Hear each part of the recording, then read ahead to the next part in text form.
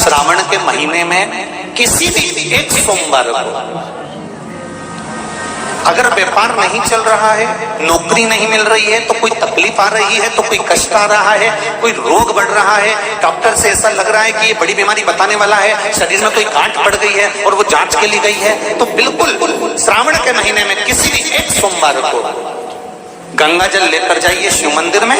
शंकर जी के मंदिर में थोड़ा सा गंगा जल नंदी को समर्पित कर कर, थोड़ा अशोक सुंदरी को समर्पित कर कर, थोड़ा गणेश और कार्तिकेय को समर्पित कर कर, थोड़ा सा गंगा जल जया विषहारा शामरीबारी दौतली और देव को समर्पित कर कर, थोड़ा सा गंगा जल शिवलिंग पर समर्पित कर दो। उस गंगा जल को वापिस झेल कर लेकर आओ।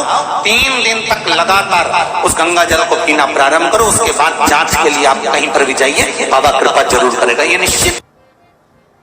ये शिवलिंग जलाधारी यहां से जल अशोक सुंदरी के पास में से नीचे की ओर गिर रहा, ठीक है। बेलपत्र नहीं है आपके पास चढ़ाने के लिए, मत चढ़ाओ। जल नहीं है चढ़ाने के लिए, मत चढ़ाओ। अक्षत नहीं है चढ़ाने के लिए, मत चढ़ाओ। पुष्प नहीं है शिव जी को चढ़ाने के लिए, मत चढ़ाओ। शमी पत्र नहीं है, मत चढ़ाओ।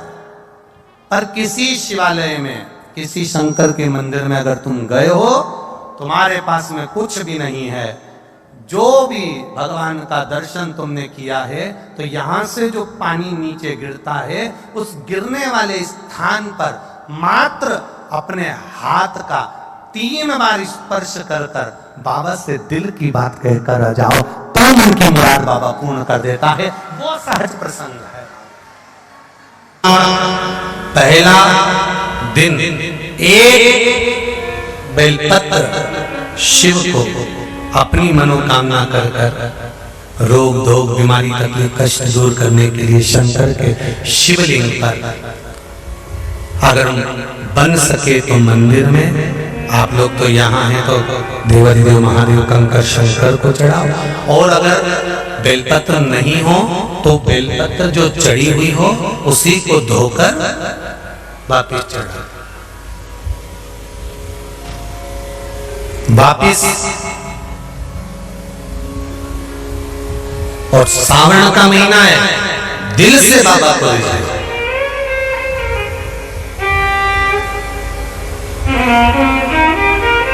हम धर्म करने के चक्कर में, परमात्मा के भजन के चक्कर में किसी का अपमान ना करें। इसका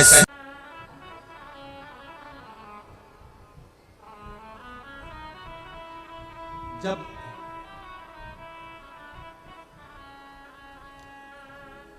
सारी दुनिया की ठोकर खा लो, सारी दुनिया के हाथ जोड़ लो, सारी दुनिया से निवेदन कर लो, और उसके बाद भी तुम्हारी दुख की घड़ी समाप्त नहीं हो, तब प्रयास करना तुम्हारे घर में कोई गमला हो, कोई पौधा लगा हो, जो भी पौधा लगा, हम ये नहीं कहेंगे कि वो गुलाब का है कि गेंदा का है कि शमी का है कि बेलपत्री का है। जो पौधा तुम्हारे घर में लगा, जो पौधा, एक प्रयास करना।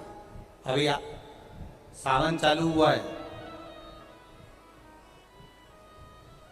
अगर तुम्हें लगता है कि मेरी दुख का समय समाप्त नहीं हो रहा, मेरी दुख की घड़ी समाप्त नहीं हो रही, तो घर में रहने वाले जितने लोग आस्था चैनल पर कथा सुन रहे हैं, जितने फेसबुक यूट्यूब पर कथा सुन रहे हैं, और जितने पुष्कर राज की इस पावन धरा पर बैठकर कथा सुन रहे हैं, उनसे निवेदन करेंगे, श्रावण 2 सावन अब की बार हैं, एक अधिक मास का भी पड़ेगा और एक श्रावण ये पड़ेगा।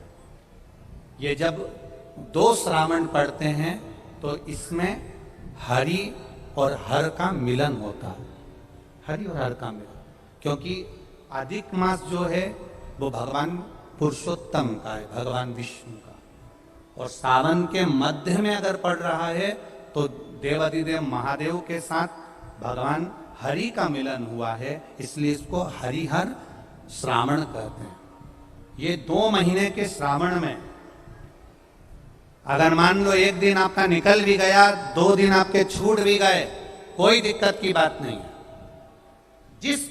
जो पेड़ तुम्हारे यहां लगा हो, जो पौधा तुम्हारे यहां लगा हो, जो वृक्ष तुम्हारे यहां लगा हो, जो क्यारा तुम्हारे यहां हो, कुंडी तुम्हारे यहां हो, उसी की मिट्टी को, उसी के पेड़ के नीचे, उसी पौधे के नीचे, उस मिट्टी को थोड़ा सा हाथ से उसको उठाकर एक लिंग की आकृति बना ले। उसमें जलाधारी बनाने की जरूरत नहीं, केवल लिंग की आकृति बनाकर उसी की पूजन वहीं कर कर, पानी चढ़ाकर 15 से 20 मिनट बाद अपना काम करने के बाद उसी को उसी मिट्टी में विसर्जन कर दें, अपनी कामना कर कर। देवाधिदेव महादेव 2 महीने के बाद क्या देगा ये वही जान सकता है।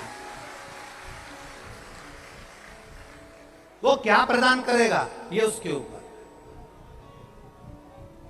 देख लिया हमने, बहुत बहुत प्रयास कर कर देख लिया, सारी दुनिया का हमने प्रयोग कर कर देख लिया। इनसे भी पूछा, उन्होंने कहा वाशरूम इधर बना दो, वास्तु शास्त्री ने कहा ये बना दो, ज्योतिषाचार्य ने कहा ये बना दो, उन्होंने कहा ये बना दो, उन्होंने कहा वो बना दो। हमने दुनिया का काम कर कर देख लिया, हाथों की अंगूठियां बदल कर देख ली, नग आभूषण बदल कर देख लिए, सोने की दिशा बदल कर देख ली, सीढ़ियों की दिशा बदल कर देख ली। अब जब सारी दिशा बदल कर देख ली, सारा काम कर कर देख लिया, उसके बाद भी अगर हमारी ग्रह दशा नहीं सुधरे, हमने